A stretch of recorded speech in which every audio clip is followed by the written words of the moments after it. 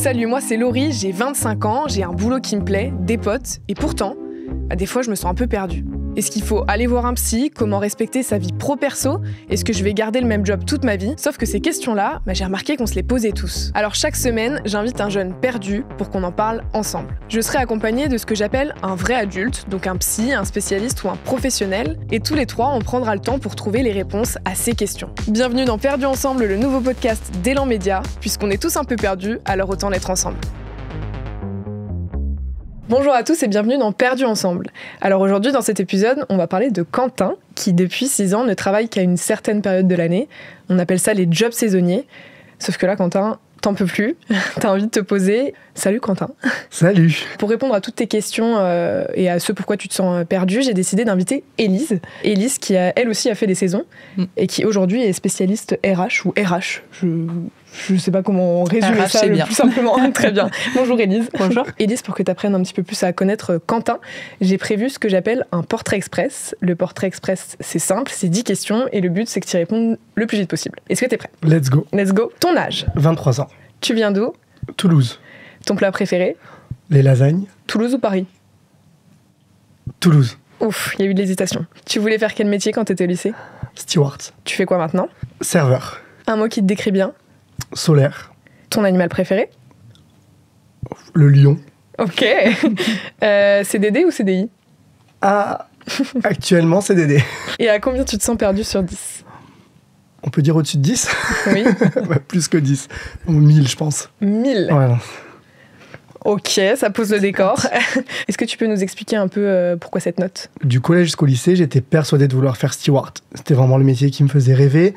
J'avais des amis de ma famille qui étaient là-dedans, dans l'aviation. J'adorais le milieu du voyage, de l'avion et tout. Et j'ai fait un début d'études par rapport à ça. Donc après mon lycée, je suis parti à l'étranger pour l'anglais. Et en fait, à mon retour, j'ai tenté les saisons et j'ai eu un énorme coup de cœur pour les saisons. Alors, est-ce que c'est le milieu des saisons qui m'a donné ce coup de cœur ou est-ce que c'est ce côté un peu scène, parce que j'étais dans une grande chaîne de camping où il y avait vraiment des spectacles, des shows à la Broadway, à la Disney, et j'ai toujours aimé le théâtre, la danse, l'expression scénique et tout. Et c'est quelque chose qui m'a toujours plu, et en fait, je suis resté là-dedans, j'ai foncé tête baissée, et après, j'ai fait plusieurs métiers, mais sans vraiment trouver un petit peu la lumière qui est en moi. Donc, et à l'heure actuelle, je sais toujours pas où j'aimerais aller, où je me vois, même dans 3 mois, dans 2 semaines finalement. Donc, c'est pour ça que tu es ici d'ailleurs. Du coup, pendant 6 ans, tu as fait à la fois des saisons d'hiver, d'été, etc. Tu as fait quoi comme métier exactement? Alors, j'ai été animateur enfant en camping, animateur ado et animateur sport. J'ai été second responsable d'animation, donc juste en dessous du responsable d'animation. J'ai été chorégraphe, responsable d'animation. J'ai fait serveur, barman, barista, caissier, vendeur. J'ai fait un nombre de métiers incalculable. C'est quoi que t'aimes dans les saisons? Qu'est-ce que tu recherches? Déjà, le contact client. Voir que quand il y a les vacanciers qui viennent et en fait, ils arrivent, ils sortent de leur routine métro, boulot, dodo, ils sont fatigués, ils attendent toute l'année d'être en vacances et ils te retrouvent. Et j'aime bien dire qu'on est un peu, pendant une semaine, des stars pour eux parce que vraiment, on est là, on leur donne le sourire, ils sont contents. Encore la semaine dernière, il m'est arrivé au restaurant où je travaillais, une maman qui vient me voir qui fait « Mais vous, c'est Quentin, non ?» « Oui. » « Il y a 2 ans, vous étiez le responsable d'animation de mes filles. Et elles sont là au resto, elles vous ont reconnu direct. » Je trouve ça magique de dire qu'on marque les gens à ce point-là. Et c'est ça qui me plaît avec les saisons, c'est de se dire qu'on donne le sourire et qu'on fait un peu rêver les gens aussi. Juste pour poser le contexte, tu fais quoi exactement aujourd'hui? Alors là, je suis serveur chez Disney. Ouais, j'ai entendu. Donc encore un milieu un peu atypique, je vais dire, au bistrot chez Rémi. En CDD du coup? En CDD. Ok. Élise, oui. Est-ce que tu te reconnais un peu dans le profil de Quentin? Alors là où je vais me reconnaître dans le profil de Quentin, c'est par le côté où tu as occupé plusieurs emplois, un peu partout, du coup, parce qu'effectivement, quand tu es saisonnier, on a tendance à penser que c'est la belle vie parce que l'hiver, tu es à la montagne et l'été, tu es à l'océan. Il faut pas oublier que derrière, il y a beaucoup, beaucoup de travail en saison et une effervescence qui est incroyable. Donc, pour moi, en fait, là où je me reconnais, c'est que j'ai, comme toi, j'ai enchaîné les CDD avec à chaque fois la notion de je quitte la ville où je suis, je fais mes cartons, je fais mes valises, je pars à l'autre bout de la terre, parfois parce que j'ai pas mal voyagé aussi, pour travailler, soit faire des petits boulots comme tu as pu faire, soit vraiment occuper ma fonction que j'occupe aujourd'hui en tant que RH. Donc j'ai réussi à combiner, on va dire, carrière voyage et plaisir, parce que forcément, c'est aussi à ça que ça sert les saisons. Et le fait que tu aies toutes ces expériences, déjà, c'est énorme. Tu te rends compte qu'à 23 ans, tous ces métiers que tu as fait, mais c'est génial. Ça te fait une palette de compétences incroyables et dont tu ne soupçonnes même pas l'idée, je pense. C'est vrai, quand on me le dit, quand je rencontre des gens et tout, ils me disent, mais enfin. Et puis j'ai la chance avec les saisons d'avoir pu voyager dans des destinations que j'aurais même pas pu me permettre déjà financièrement à cet âge-là. Donc c'est incroyable. Mais en même temps, ça fait peur de se dire, ok, mais j'aimerais trouver ma branche à moi qui fait que je vais m'y plaire et je vais vouloir rester. Justement, toi, tu aimerais arrêter les saisons. Il y a plusieurs raisons. Est-ce que déjà tu peux me citer la première ? Je pense que ça va être le côté pas stable. Pour moi, c'est-à-dire bouger tout le temps avec des valises. Surtout que je suis quelqu'un de très matérialiste. J'ai énormément d'affaires. Donc, on travaille avec 3 valises qui pèsent 1 tonne. Entre les trains, les avions et tout. La fatigue aussi, parce que c'est énormément de fatigue mentale et physique. Je pense que c'est le premier truc qui me fait que j'ai envie de me poser, d'avoir mon petit cocon, d'avoir mon chez-moi, en fait, et d'avoir une vie un peu plus stable. À Toulouse ou à Paris, du coup ? Je sais pas, là, je teste Paris. Ça fait un mois que je suis en région parisienne. Je découvre, je teste. Élise, en quoi c'est 2 choses incompatibles, la stabilité et les saisons ? Il y a cette notion très logistique, effectivement, de valise, comme tu l'as dit. Après, pour moi, c'est pas parce que tu fais les saisons que tu manques de stabilité. J'ai notamment pu le voir dans ma carrière, puisque j'ai pu travailler du coup en hôtellerie-restauration, en saison. Il y a des gens qui font toute leur vie en saison. Ils y restent à un établissement particulier, c'est-à-dire qu'ils vont travailler dans le même restaurant ou dans le même hôtel tous les hivers, pareil l'été. Mais effectivement, il y a cette notion justement logistique où ça veut dire qu'en fait, tu n'as pas réellement de chez toi. Ça change tout le temps. Viendra un jour où peut-être tu envisageras, je sais pas, d'avoir quelqu'un avec toi, d'avoir des enfants. Bon, ben, quid de cette personne qui t'accompagne, quid des enfants, comment ça marche. Mais encore une fois, c'est qu'une question de logistique parce que ça se fait. Donc pour moi, c'est pas incompatible. Là, aujourd'hui, tu dis que tu as cet aspect de stabilité, du coup, ça te fait un peu peur. Si on met de côté justement la partie valise, qu'est-ce qui te fait peur dans le fait d'être stable ? Je pense que ça va être le côté routine. J'aime pas m'ennuyer, j'aime toujours bouger, apprendre de nouvelles choses. Et c'est vrai que me lever le matin, faire la même chose, avoir cette routine, c'est un truc qui me fait extrêmement peur. Et j'ai besoin d'être stimulé, que ça soit au travail, dans ma vie personnelle, à faire de nouvelles choses, de découvrir de nouveaux trucs, apprendre de nouvelles compétences. Et pas avoir ce côté routine qui s'installe. À partir de quand tu estimes que tu es dans une routine ? En termes de temps, on va dire. Au bout de 2 mois. Ah oui. Ça, c'est une période d'essai. Oui. La routine peut faire peur, surtout quand on est saisonnier et que justement on a l'habitude tous les, bon peut-être pas tous les 2 mois, mais en tout cas tous les 4-5 mois, de découvrir un nouvel environnement de travail, d'avoir un nouveau manager, d'avoir une nouvelle équipe. Il y a cette effervescence en saison qui est assez magnifique parce que finalement on développe des relations avec d'autres personnes et ça va très vite. Et c'est tout de suite très fort. Ouais. Tu vas rencontrer des collègues de travail qui vont devenir ta famille, puisqu'en fait, quand on est saisonnier, par exemple, on ne va pas aux anniversaires de sa famille, on n'a pas le temps, on est loin. Mais par contre, tu vas passer Noël justement avec tes nouveaux collègues de travail. Donc il y a ce côté justement magie, mais ça, c'est des relations qu'en fait, tu peux très bien développer en étant installé quelque part en CDI.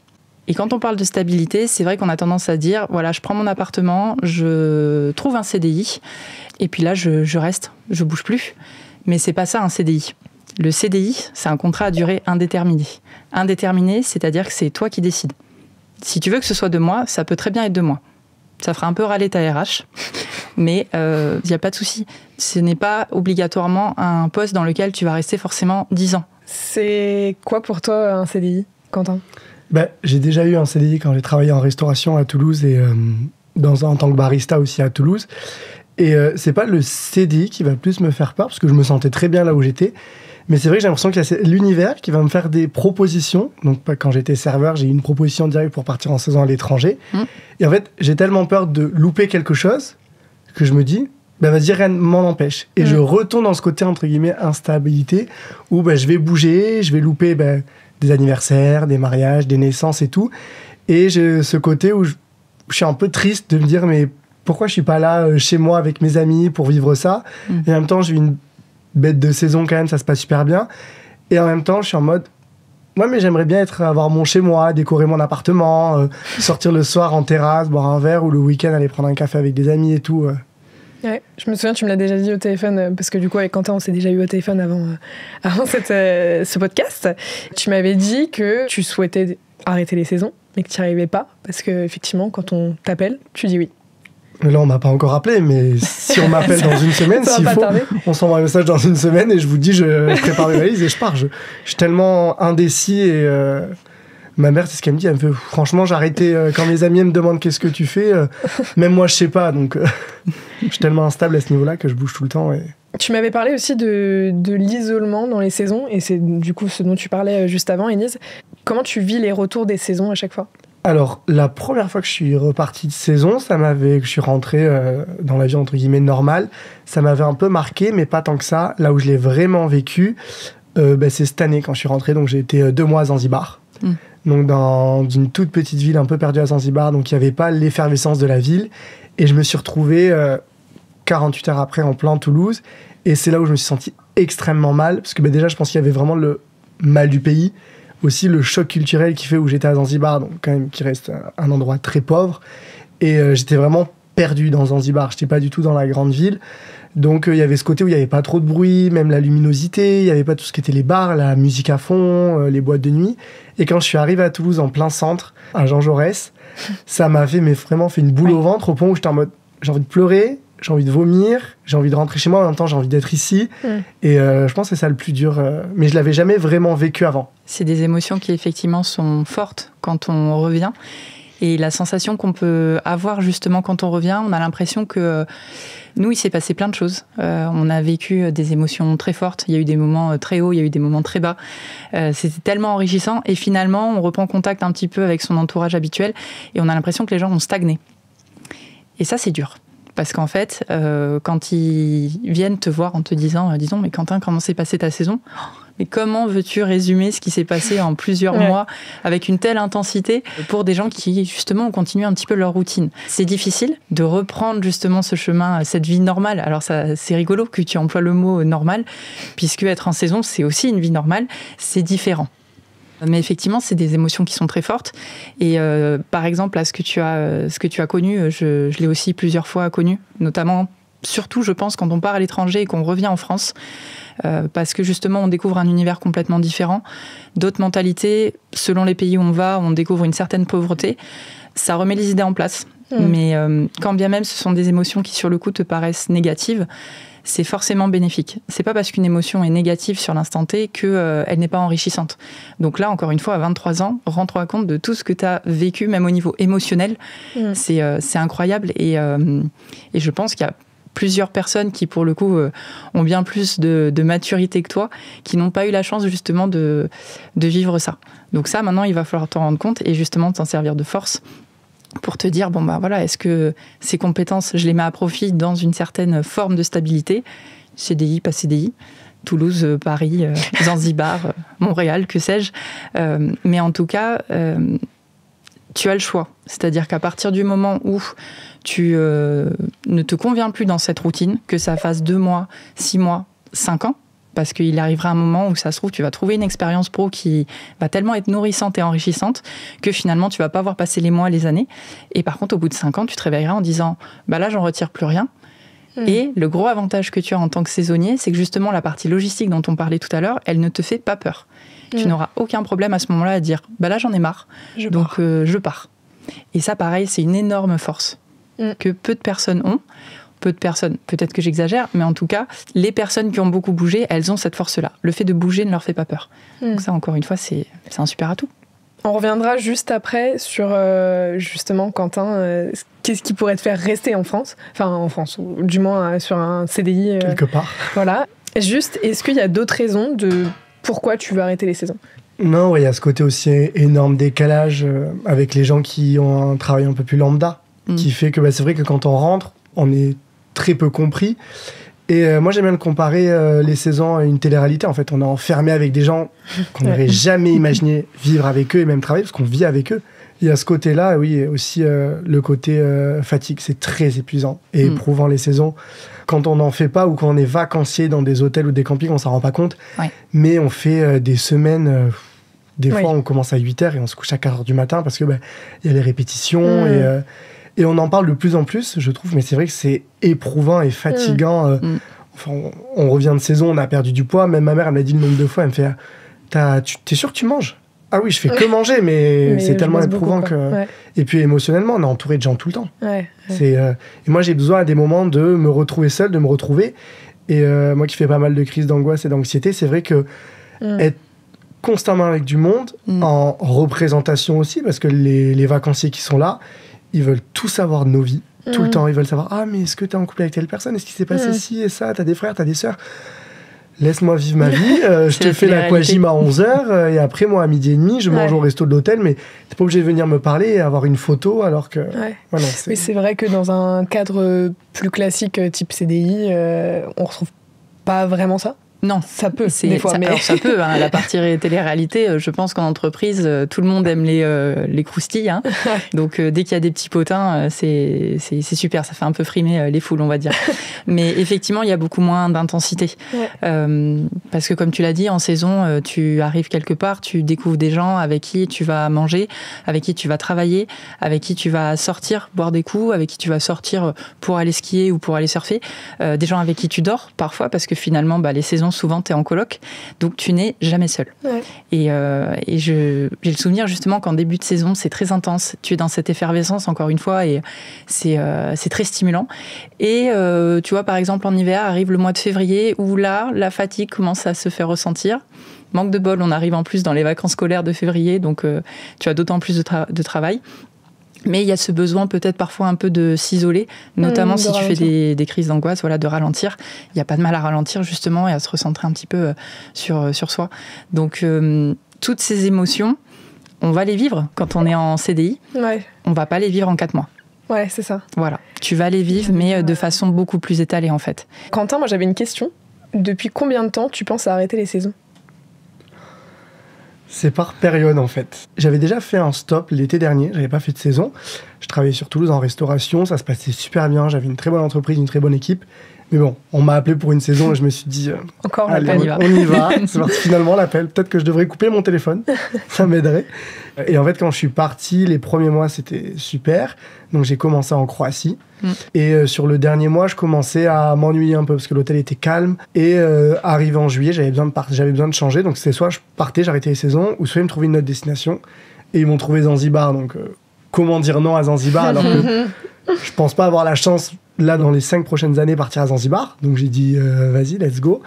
Mais c'est vrai que quand je suis arrivé là-bas, j'avais l'effervescence d'une nouvelle destination, comment ça va se passer, ça va être trop bien.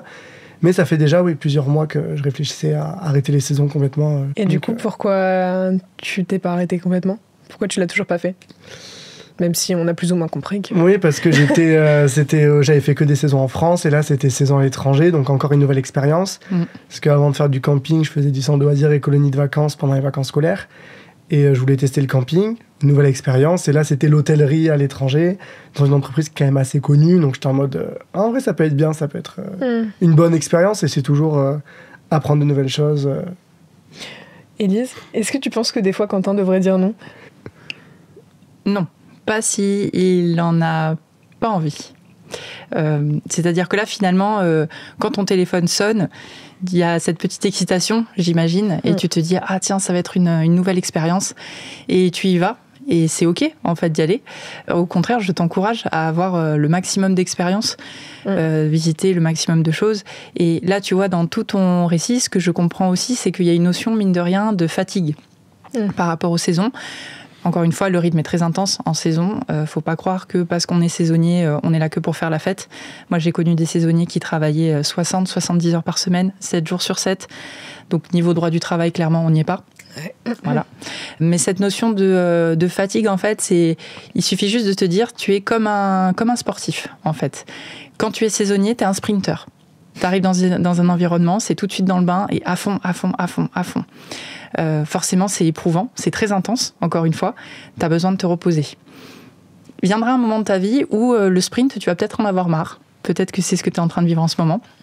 Et tu vas te dire, tiens, si je faisais plutôt de la course de fond, peut-être que ça m'irait bien. Et là, tu vas essayer. Tu vas essayer 3 mois, 4 mois, 6 mois, 1 an, 2 ans, 5 ans, le poste il est super. Et puis au bout de 5 ans, en fait j'en ai marre de faire de la course de fond. Tiens, le sprint ça me manque un petit peu. Encore une fois, c'est juste une question de logistique. Si à ce moment-là t'es ok pour bouger et que ça te donne envie, alors vas-y. Donc pour moi non, c'est pas si tu ressens cette petite excitation, si tu penses que tu dois y aller, alors vas-y, ne te mets pas de barrière. C'est ce que je dis à chaque fois, ne jamais se mettre de barrière.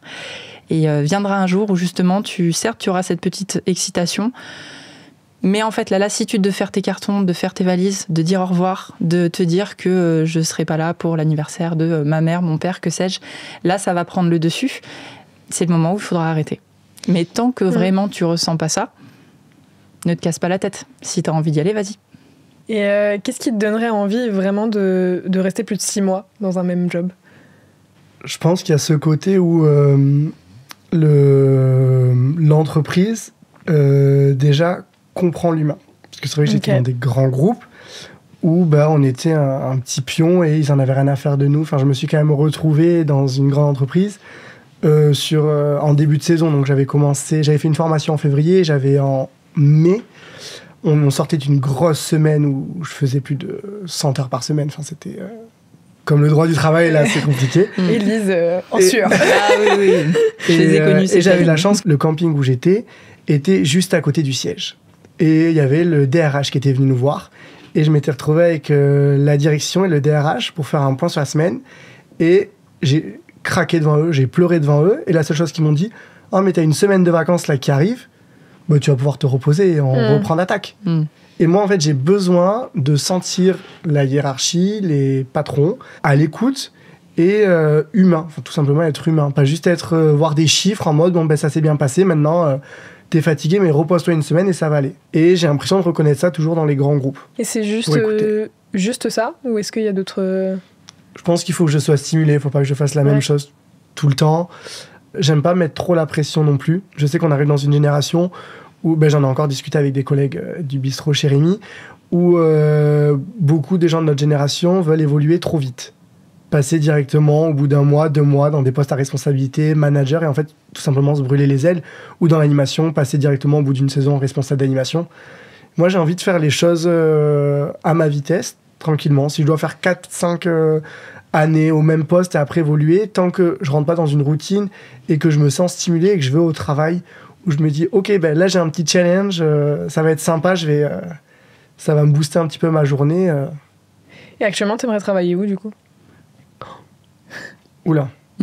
C'est là, on y vient. Aucune idée. Pour pas mentir, Disney, ça s'est fait un peu par hasard. J'ai vu une offre Disney, donc j'ai vu de la lumière, j'ai fait, ça a l'air sympa, pourquoi pas. Le téléphone a sonné. Le téléphone a sonné. Ils ont répondu à un mail, ils m'ont dit, ça te dit un entretien. Ok, puis j'y suis allé... Alors, je tiens à dire que Quentin m'a dit en off qu'on lui avait proposé un CDI hier. Et du coup, on peut pas mieux tomber. Est-ce que tu peux nous dire un peu ce que tu penses faire Je sais pas. J'ai appelé ma mère parce qu'il m'a dit, en gros, mon manager, il m'a dit, écoute, nous, on est déjà sur le recrutement. Là, pour après, on réfléchit à toi. Est-ce que nous, voilà, tu travailles bien, on est content de toi. On aimerait te proposer un CDI, et si c'est un CDD, ça sera que l'année prochaine. Parce que Disney, ça fonctionne comme ça, c'est par saison, les CDD. Et là, je l'ai regardé avec des yeux, il m'a senti un peu perdu, et il me fait, non mais tu peux réfléchir, t'es pas obligé de nous donner une réponse de suite. Donc c'est vrai que là, j'ai appelé ma mère, c'est vrai que ma mère, elle me dit, en vrai, t'as rien à perdre. Et même si c'est un CDI, tu peux partir du jour au lendemain. Elle me dit, je sais que t'es assez débrouillard sur ça, tu vas retrouver et tout. Mais je me dis, est-ce que j'ai envie de faire un CDI ? Est-ce que... Je sais pas. Là, j'avoue que c'est... Élise, comment on fait pour faire le tri dans sa tête ? Je vais prendre le parti de ta mère. Je dirais que dans ces moments-là, cette peur du CDI, c'est marrant, mais effectivement, elle est devenue omniprésente chez les jeunes. Moi, je la constate aussi dans toutes les candidatures que je peux recevoir, parce que en tant qu'employeur, en fait, on se rend compte qu'on a de plus en plus de mal à recruter. Notamment sur des profils jeunes qui ont justement cette angoisse du CDI.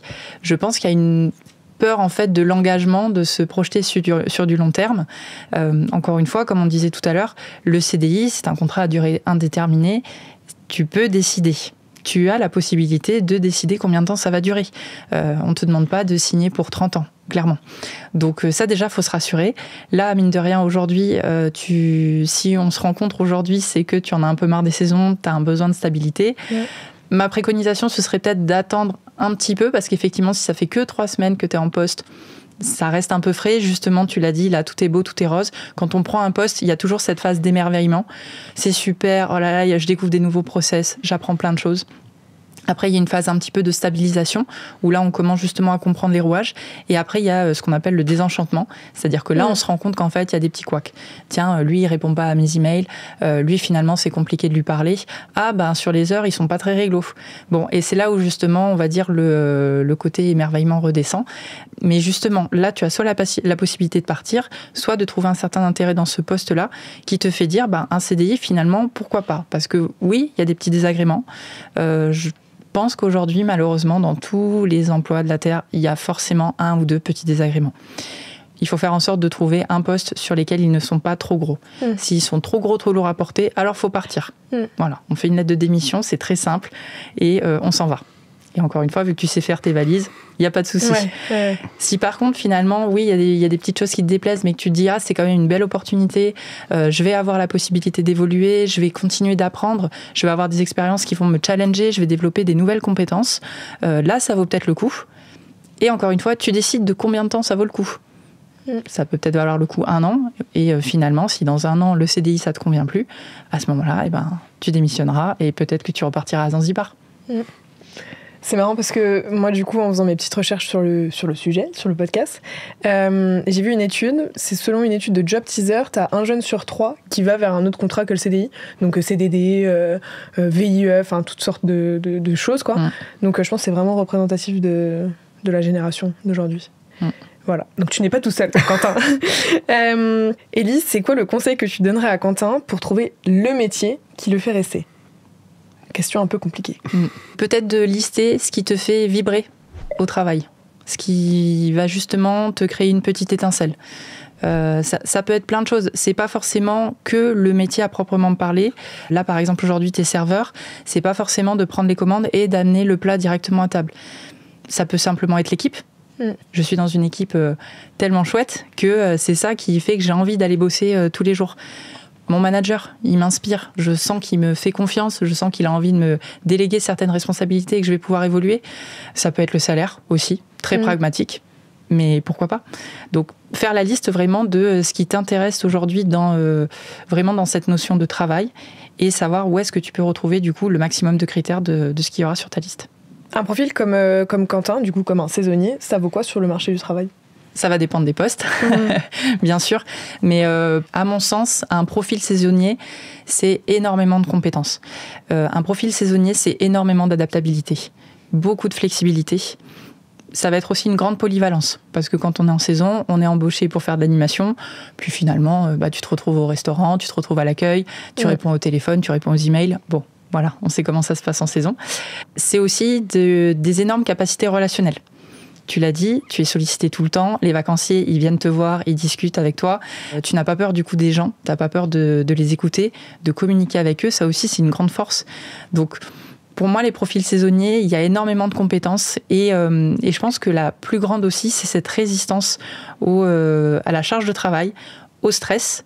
Tu disais tout à l'heure que tu faisais des crises d'angoisse, mais finalement, rends-toi compte qu'en étant sur des profils saisonniers, je pense que tu as une capacité à gérer le stress et justement à accuser le stress qui est énorme comparé peut-être à des postes beaucoup plus lambda, comme tu disais, avec un traditionnel 9h-17h devant un ordinateur.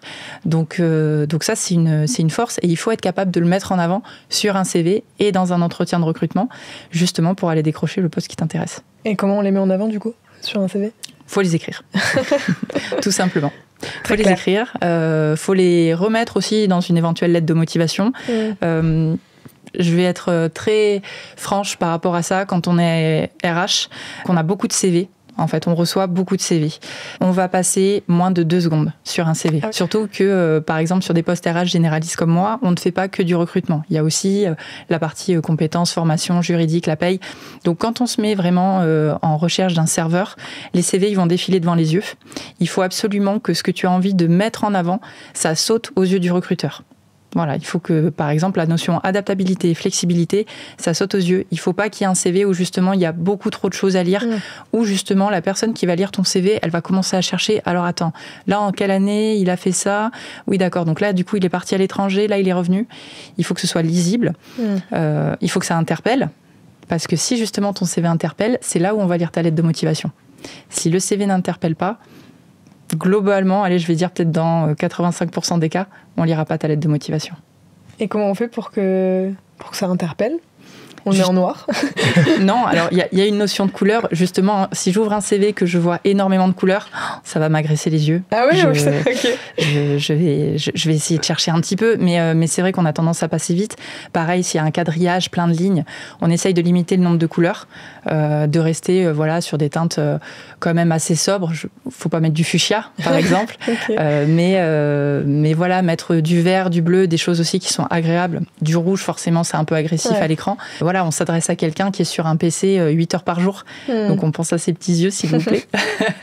Et encore une fois, on fait en sorte que ce soit lisible, c'est-à-dire vraiment la notion d'expérience avec les années, le poste, une petite phrase pour décrire exactement ce qu'on a fait et le niveau de responsabilité, la notion compétence, la notion formation, la notion loisir qui, à mon sens, est important et qui crée le dialogue aussi en entretien.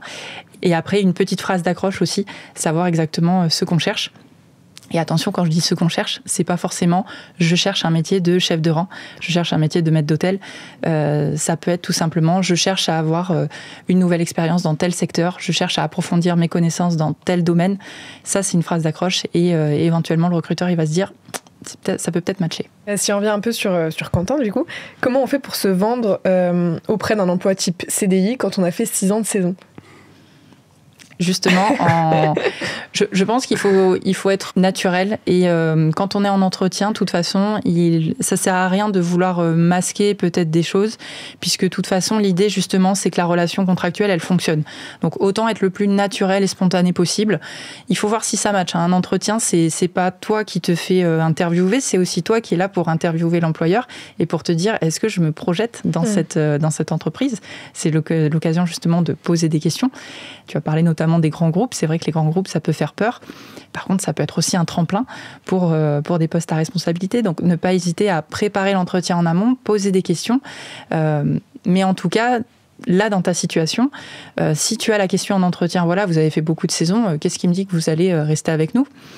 Et bien, leur répondre, écoutez, rien ne vous dit que je vais rester avec vous longtemps. Ça, c'est juste qu'aujourd'hui, justement, j'ai enchaîné les saisons. Je me suis fait mon expérience. J'ai pas mal vadrouillé. Aujourd'hui, j'ai envie de me poser. Et ça va rassurer l'employeur, en fait. Parce qu'il va se dire, justement, celui-ci, il est parti vadrouiller, il a envie de se poser un petit peu. Donc, potentiellement, il va rester plus longtemps qu'un autre candidat qui, lui, justement, n'a pas eu toutes ces expériences, qui va signer sur un CDI et qui, au bout de 6 mois, va faire un burn-out en se disant mais j'ai envie d'aller à l'autre bout du monde, à Zanzibar, justement, pour faire de l'animation. Est-ce que tu as un dernier conseil à donner à Quentin, avant qu'on se quitte? De se rassurer, en fait, parce que ce que tu es en train de vivre là, c'est OK. C'est-à-dire que tu as envie de te poser, tu as peur de passer à côté d'une opportunité et c'est tout à fait normal. Il y a beaucoup de gens qui sont dans ta situation, mais rassure-toi, tu n'as que 23 ans. On ne te demande pas demain de choisir le poste sur lequel tu vas rester toute ta vie. Déjà, ça n'existe plus. Je pense même qu'on a plusieurs métiers dans une vie et c'est ça qui est enrichissant. Et surtout, c'est de te dire... tu as cette force de justement maîtriser cette partie logistique. Si aujourd'hui tu as envie de stabilité, trouve-la. Le jour où tu n'en auras plus envie, tu seras complètement capable justement de repartir. Donc rassure-toi, c'est OK. Trop bien. Et écoutez, merci à vous deux, c'était trop chouette. Merci Quentin pour ton témoignage et du coup merci Élise pour tes conseils. C'était trop cool. Et évidemment, comme chaque semaine, merci à tous d'avoir écouté cet épisode. En tout cas, si vous avez envie de témoigner comme l'a fait Quentin, vous pouvez nous écrire sur l'adresse mail qui se trouve en description de ce podcast. Bref, à la semaine prochaine pour un nouvel épisode de Perdus ensemble, puisqu'on est tous un peu perdus, alors autant être ensemble.